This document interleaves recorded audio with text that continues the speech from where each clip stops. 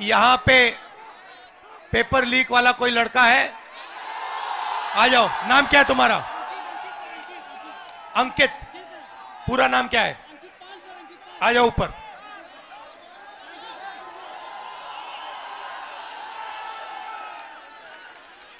नमस्कार। Thank you sir. कैसे हो? सर अच्छे हैं सर, अच्छे हैं।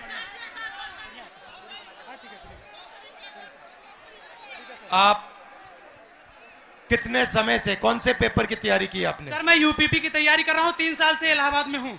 अच्छा। 3 साल से तैयारी कर रहा हूँ सर। और आपका पेपर लीक हुआ? जी सर, कल मेरा सेकंड शिफ्ट में पेपर था सर। पूरे कॉलेज के हर बच्चों के मोबाइल में पेपर पहले से अलाउ है सर। सारे बच्चे बैठ के पेपर रट रहे हैं, सब के सब। और इसी तरह मेरे बड़े भाई 7 साल से इलाहाबाद में संघर्ष कर रहे हैं। आरओ का पेपर देने गए सर, कमीशन बोल रहा है नहीं है, लेकिन सबके मोबाइल में वो पेपर था सर, सबके मोबाइल में पेपर था। तो नुकसान तो आपका हो रहा है। जी सर। और नुकसान इन सब युवाओं का हो रहा है। सर मेरे सभी भाइयों का हो रहा है नुकसान। फायदा किसका हो रहा है? फायदा सर सरकार का हो रहा है सर। 50-60 हजार भर्ती निकाली है, 150 रुपए के हिसाब से लाखों करोड़ों रुपए वसूल के रख ली। और परीक्षा सर होम डिस्ट्रिक्ट में करके नकल का पूरा भरमार लगा दिया सर। सबने अपने अपने जिले में अपने अपने कॉलेज में सेटिंग किया है, और सब उसी सेटिंग में अपने जो है सर नकल करा रहे हैं और नकल कर रहे हैं। और आपने पढ़ाई में कितना समय दिया और कितना पैसा लगाया? सर मेरा अब तक पढ़ाई में मेरे माता पिता से लाखों रुपए खर्चे हो गए सर। मैं इलाहाबाद में आकर 20,000 रुपए की 2 बार कोचिंग कर चुका हूँ सर। कई बार सर मेरिट 130 क्वेश्चन में 110 करके आने पर भी नकल के भरोसे मेरिट इतनी हाई चली जाती है सर, हम लोग का जॉब नहीं हो पाता है सर। अब बताइए 130 में 110 क्वेश्चन करके आए, फिर भी हम लोग का नहीं हो पा रहा है। आप कौन से वर्ग के हो? हम सर ओबीसी जात से आते हैं। आप ओबीसी के हो? जी सर। अच्छा, अब अच्छी तरह सुनो। देश में, अब अच्छी तरह सुनो, देश में ओबीसी वर्ग कितना है? देश में सर ओबीसी वर्ग लगभग सर 70-60% है। दलित वर्ग कितना है? दलित वर्ग भी सर 60% है लगभग। 60%? जी सर। नहीं, ओबीसी वर्ग 50% है। जी सर। दलित वर्ग 15% है। आदिवासी वर्ग 8% है। कितना हुआ सर? पूरा हो गया 73% सर। 73% दलित, आदिवासी, पिछड़े। ठीक है। अब मजे की बात सुनो। पाल जी, सच्चाई ये है कि आप पिछड़े वर्ग के हो। जी सर। और इस देश में आप जैसे युवाओं का कोई भविष्य नहीं है। जी सर, जी सर। ये सच्चाई है। मैं आंकड़े, आपको 2-3 आंकड़े देना चाहता हूं। आपकी आबादी 73% है, मगर हिंदुस्तान के सबसे बड़े कंपनियों में 200 कंपनियों में मैंने आंकड़ा निकाला, एक मालिक ओबीसी, दलित, आदिवासी नहीं है, एक नहीं है। मैनेजमेंट टीम में एक आपका आदमी नहीं है। हिंदुस्तान की सरकार के 90 सबसे बड़े आईएएस अफसर की मैंने लिस्ट निकाली, उसमें 3 लोग आपके हैं, 3 दलित है, 1 आदिवासी है। आपकी आबादी 73% और आपकी वहां पे भागीदारी 5%। मीडिया में आपका एक आदमी नहीं है। कचहरियों में, कोर्ट्स में 650 में से आपके 100 हैं। तो आप लोग देश को चलाते हो, आप अपना, और आपका यहां कुछ नहीं है। आपको भड़काया जा रहा है, आपको अंधा किया जा रहा है। मैं आपसे पूछना चाहता हूं, आपने राम मंदिर का फंक्शन देखा? उसमें आपने एक ओबीसी चेहरा देखा? एक आदिवासी चेहरा देखा? नहीं, उसमें एक नहीं था। उसमें अमिताभ बच्चन थे, ऐश्वर्या राय थी, नरेंद्र मोदी थे। 73% हिंदू राष्ट्र है जिसमें 73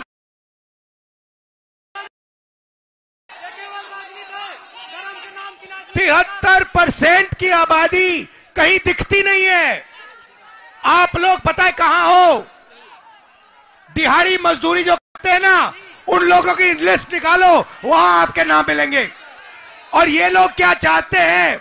ये लोग चाहते हैं कि आप लोग कभी भी इस देश को कंट्रोल ना कर पाओ। ये देश आपका है, 73% का है। और ये जो पेपर चोरी किया ना आपका, ये आपको रोकने का तरीका है, ये आपको ठगने का तरीका है।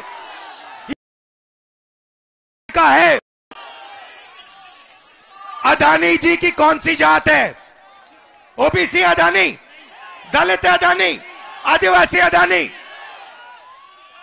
आप देखो, हिंदुस्तान के किसानों की लिस्ट निकालो, किसानों का ये कभी कर्जा माफ नहीं करते। और ये 10-15 उद्योगपतियों का इन्होंने 14 लाख करोड़ रुपया माफ किया है। आप पढ़ाई के लिए बैंक लोन जाके मांगो, हिंदुस्तान का ओबीसी, दलित, आदिवासी पढ़ाई के लिए बैंक लोन मांगे, जूता मार के बाहर कर देंगे आपको। और अंबानी, अदानी लाखों करोड़ रुपए का बैंक लोन मांगते 1 सेकंड में उनको दिया जाता है। तो इसीलिए हमने भारत जोड़ो यात्रा में न्याय शब्द डाल दिया है। ये आपके साथ जो हो रहा है, आरओ एआरओ एग्जाम के साथ जो हो रहा है, आपके जो पेपर लीक हो रहे हैं, ये अन्याय है, आपके खिलाफ अन्याय है। और ये अन्याय आपके प्रधानमंत्री करवा रहे हैं, इस बात को मत भूलिए। यहां संगम की पवित्र धरती में आप पर अत्याचार किया जा रहा है, उत्तर प्रदेश के युवाओं को भड़काया जा रहा है। हाँ, फीस आपकी जिंदगी में भैया मैं आपको बता देता हूं, बढ़ती जाएंगी। अच्छा, प्राइवेट, सुनो, मैं आपको एक चीज बताता हूं, शांत हो जाओ। प्राइवेट कॉलेजेस और यूनिवर्सिटीज के मालिकों में ओबीसी, दलित, आदिवासी कितने? एक नहीं है। प्राइवेट अस्पतालों के मालिक में आदिवासी एक भी नहीं है। तो आप अपना टाइम कर रहे हो, आपका बेवकूफ बनाया जा रहा है। 24 घंटे आपका बेवकूफ बनाया जा रहा है। जग जाओ, खड़े हो जाओ। मैं सुनना चाहता हूं, जोर से बोलो, जगेंगे। आप संगठित हो गए, एक साथ खड़े हो गए। ये जो युवा हैं, आप खड़े हो गए, आपके साथ। और ये पहले इन्होंने पता है क्या किया? ये छात्र संघ का जो चुनाव होते हैं, आपकी शक्ति लेने के लिए, चोरी करने के लिए, ये सच्चाई है। मैं यहीं इसलिए आया हूं आपको न्याय दिलवाने। ये जो आपके यूपीएससी का ये पेपर लीक है, इसको मैं उठाऊंगा। आप डरने की कोई बात नहीं है, मगर आप अपना हक मांगो, अपना हक लो। ये देश आपका है, 73% का है।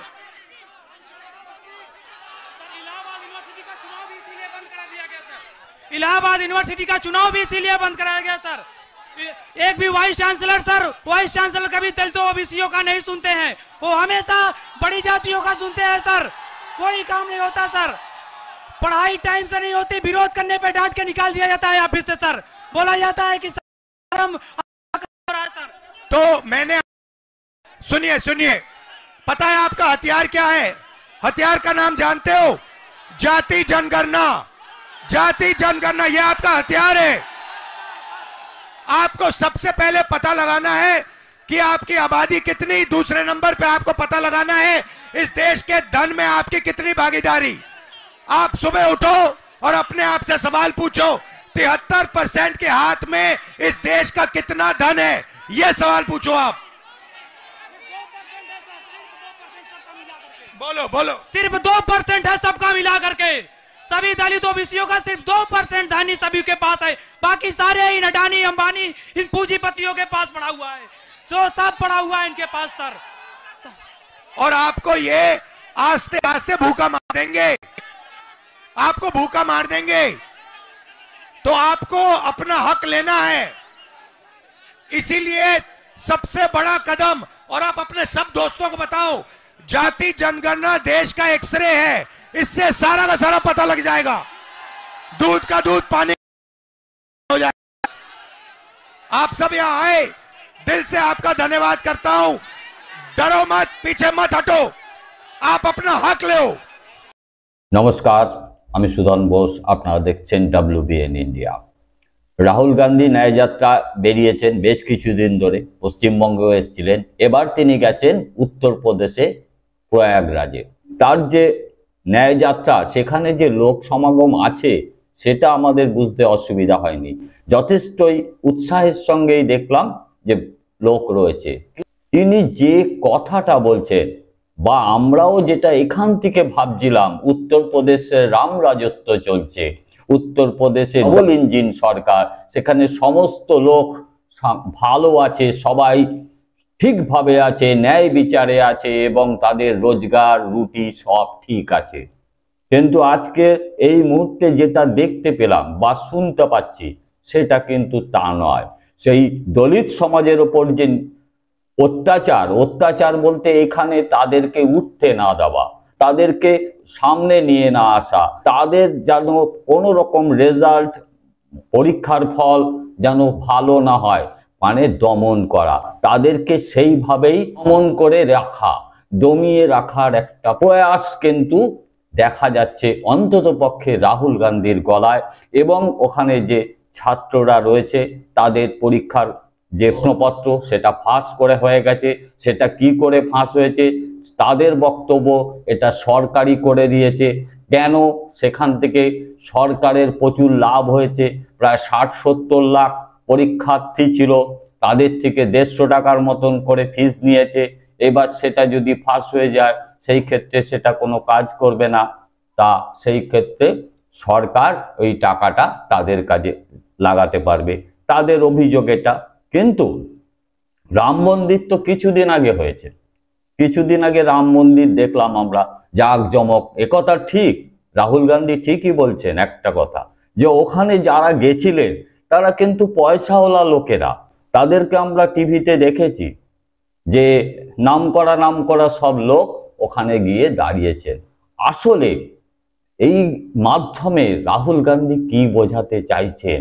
আলোয় সজ্জিত করে রাখা হয়েছে, ওপরটা সাংঘাতিক আলো, আসলে নিচটা আমরা দেখতে পাচ্ছি, সেটাই দেখাচ্ছে যে সেখানকার দলিত মানুষ, গরিব মানুষদের কি অবস্থা, কি অবস্থায় চলছে এই উত্তরপ্রদেশের যোগীরাজ।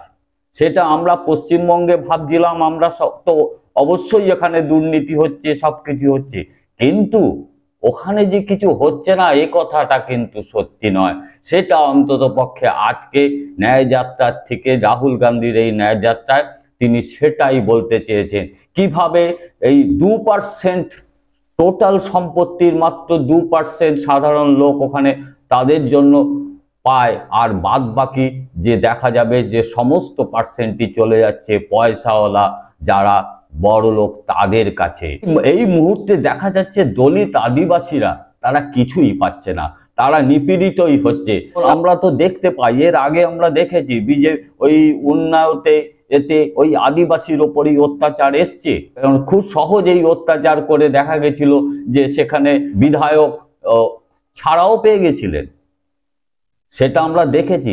তার মানে দলিতদের ওপর যে নিপীড়ন সেটা কিন্তু বর্তমানেও আছে ইউপিতে, সেটাই বোঝাতে চাইলেন রাহুল গান্ধী, আমরা সেটাই দেখলাম। এই ক্ষেত্রে হয়তো দমিয়ে রাখা হয়েছে সেখান থেকে, যাতে তাদের উন্নতি না ঘটে তাদেরকে দমিয়ে রাখা যায়, কারণ তাদের দাসত্বটাকে করবে, তবে দেখা যাবে চাষটাকে করবে, রিক্সাকে চালাবে, লরিকে চালাবে।